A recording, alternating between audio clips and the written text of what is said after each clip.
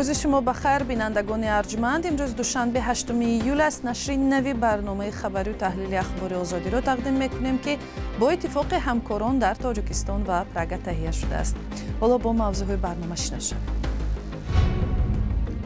10 شهروند تاجیکستان از روسیه بازپس فرستاده شدند، ولی سبب اخراج آنها به وطن معلوم نیست. در بین زمین و آسمان به شهروندی و حق سفر. قدم اسمتوف میگوید به اساس است شهروندی روسیه محروم شده 6 ماه را در زندان تاجیکستان پشت سر کرده است. یک تهمت بر دروغ نمی‌دونم با یک نمی بوستقتی شهروندی منو بیکار کردن. از پیروزی ناگهانی مسعود پزشکیان نامزد اصلاحات طلب در انتخابات ریاست جمهوری در ایران و غرب چرا می شود انتظار شد؟ و صبح امروز از مسکو به بختر 10 شهروند تاجیکستان آورده شدند. این مسافران نقل کردند که بعد بازداشت 5 روزه در شریمیتیو آنها را بدون شرح و تفسیر بازپس به وطن فرستادند. حالتهای دیگری به روسیه راه نیافتن شهروندان تاجیکستان که به آن کشور اساساً برای کار می روند در سرحدهای زمینی با قزاقستان هم مشاهده می شود. در این باره گزارش مولا رجب یوسفی را پیشکش می کنیم که بر پایه نوارهای کاربران تهیه شده است. مهاجران در روی فرش خوابیدند تا سرنوشتشان معین شود. اینجا فرودگاه شرمیتوو شهر مسکو است. این مهاجران هم به گفته خودشان صبح 3 ایول از فرودگاه بختر به مسکو پرواز کردند، اما در فرودگاه شرمیتوو به آنها اجازه ورود ندادند. یک قریب اینجا تگی 150 نفر است. 50 کسی که بالا بردگیان همش بالا دای بسروش برو نمیدونم مورد даже سونتامون نمیتونن میگن که این آپارات بخرین اینا آپارات قریب خودش فقط شکلات مونگه تمام اما شکلات دیگه هیچ نیست. اوش مونگه اوش نرخش از 50 روبله مردم کوکلونگه پول نداره که بخره. این مهاجران 5 شبانه روز در فرودگاه شرمیتوو در ماندند. صبح 8 ایول حدود 60 نفر آنها را به تاجیکستان اخراج یا دپارت کردند. مسئولین فرودگاه بختر تصدیق کردند که 59 اخراج شده از روسیه را قبول کردند. سبب اخراج بعضی مهاجران را چنین گفتند: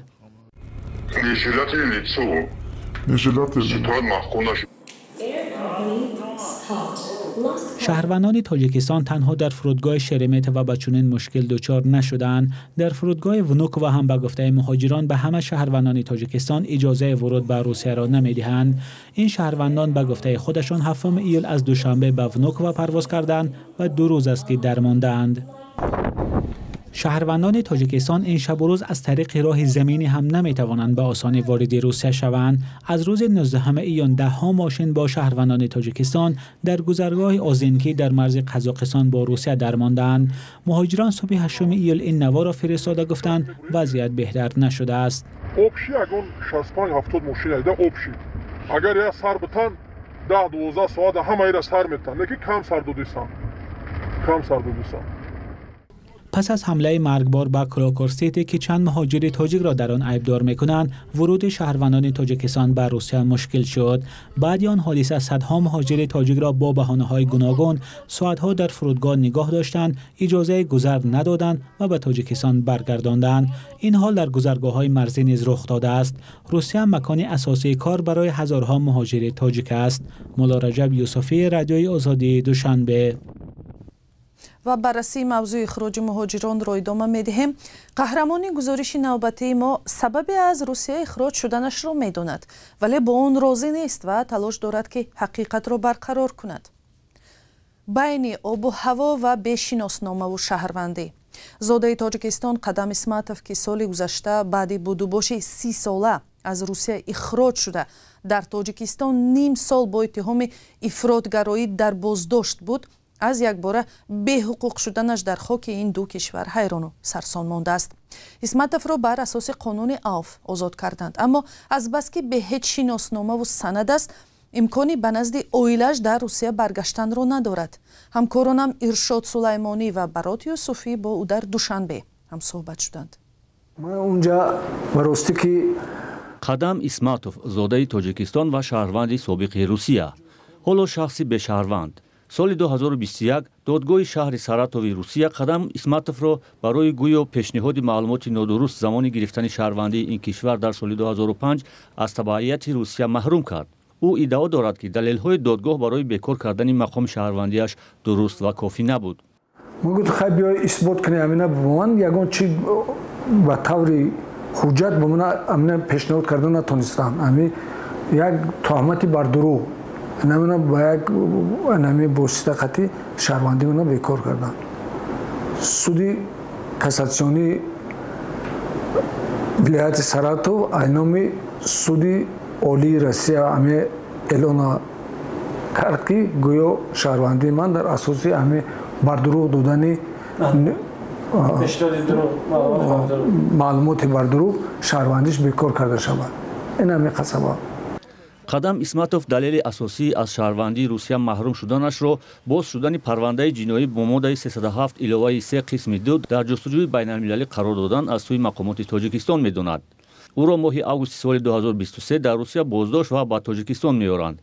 اسماتوف را مقامات تاجیک در همکاری با سازمان‌های ممنوع گروه 24 و پیمان ملی تاجیکستان گمانبر می‌دانست. تا ماه دکبر تا زمان اثبات بیگناهیش در بازداشتگاه قرار داشت. پس از رهایی نه شهروندی روسیه دارد و نه شهروندی تاجیکستان را.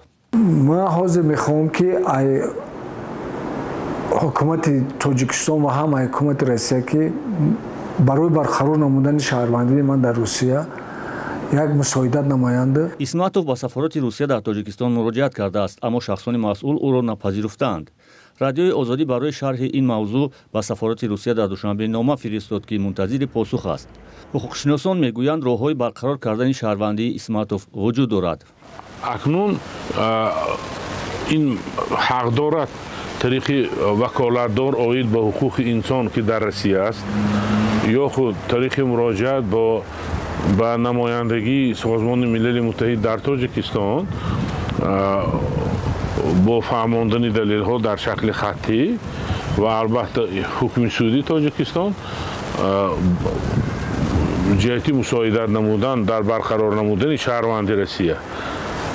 این اول است و دوم اگر این حق بود پس جانب دیگر باید جبران پرداخت کند در شکل پول و از جمله جبرانی نه تنها مادی و مالی روحی روانی را نیست. قدم اسماتوف فعال شبکه‌های اجتماعی که پیوسته در اینترنت از کمبودهای مقامات تاجیکستان می‌نوشت. او پس از ادای خدمت سربازی در روسیه از سال 1993 تا آگوست سال 2023 در ساراتوف زندگی می‌کرد.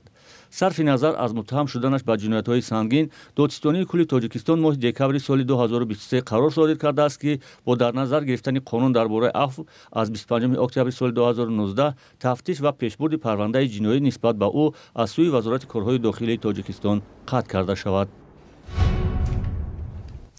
نتیجه های انتخابات ریاست جمهوری 5 ایول در ایران نه فقط برای جامعه بین المللی بلکه برای خود مردم این کشور ناگهانی شد. نامزد اصلاحات طلب مسعود پزشکیان بر نامزد محافظه‌کار سعید جلیلی برنده گردید. پیش از برنامه صحبت داشتیم با خبرنگار رادیو فردا مهدی احمدی. سوال اول از آقای احمدی این بود که تا کجا جامعه ایران با آمدن پزشکیان میتواند به اصلاحات جدی امیدوار شد و یا اینجا نباید از نقش تعیین کننده رهبری عالی آیت الله خامنه‌ای فراموش کنیم.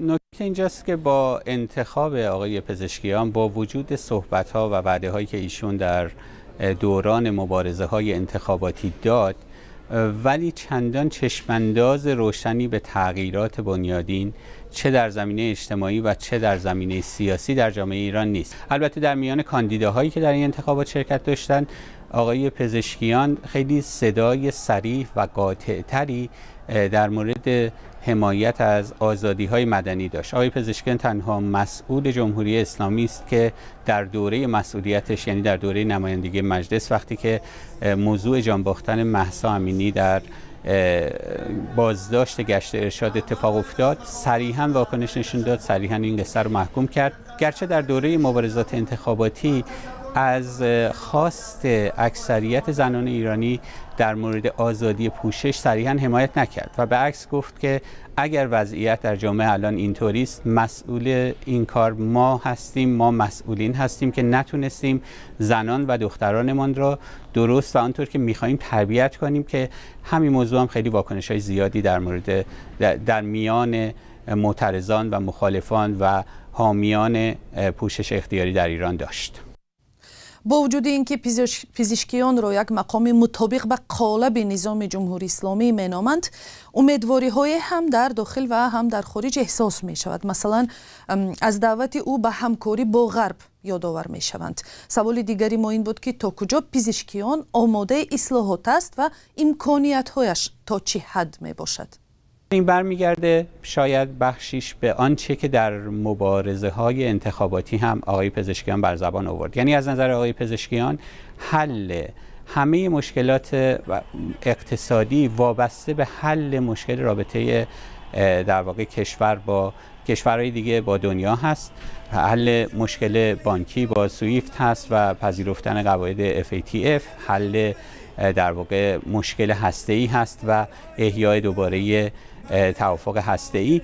ولی در این حال پیش نیاز این کار رو هم آقای پزشکیان در واقع ایجاد یک جور وفاق و همدلی در داخل کشور و در میان گروه‌های مختلف می‌بینه. بنابراین اگر که شما مناظره‌های انتخاباتی رو نگاه کنید، پزشکیان تنها کسی است که هر سوالی که ازش میپرسن میگه اول ما باید مشکلات داخلیمون رو حل کنیم، اول باید بتونیم در کنار هم بشینیم و با هم دیگه گفتگو کنیم، بعد این زمینه سازی که رابطمون رو با دنیا در واقع بتونیم حل کنیم و بتونیم مشکلات اقتصادی رو از میون برداریم. در دوره رهبری ابراهیم رئیسی که ناگهان درگذشت، روابط ایران با تاجیکستان یک بار خوب شد و دوشنبه تهران را از نو یک همکار و شریک و دوست نامید. آیا پزشکیان میتواند بر روابط دو کشور و عموماً با کشورهای آسیای مرکزی کدام تغییرات وارد کند؟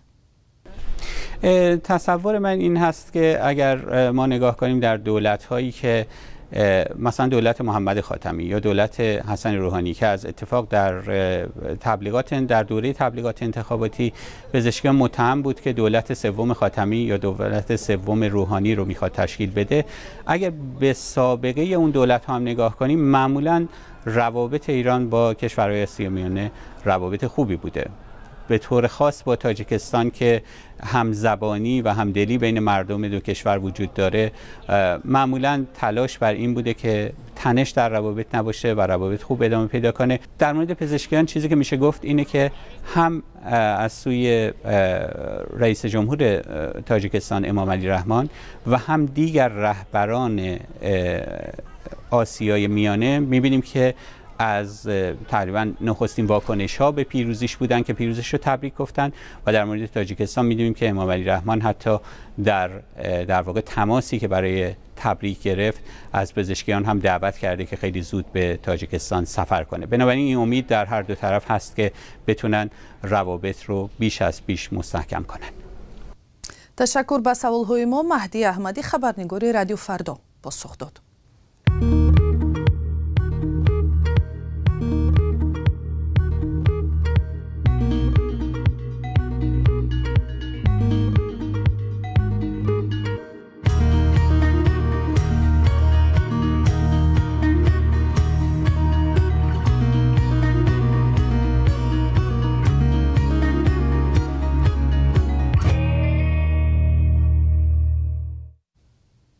نجات بخشان در تاجیکستان جان یک مرد روس را نجات دادند. مرد 29 ساله ساکن ولایت خبرفسک را هنگام سیر و گشت در کوههای سیامه ناحیه ورزاب روز 6 ایول مار گزیده است. کارمندان کمیته حالتهای فوق‌العاده همراه با طبیبان به جای حادثه رسیده و این مرد یاری اولیه را رسانیدند و بعدا این سیاه روس را به بیمارخانه شهر دوشنبه انتقال دادند.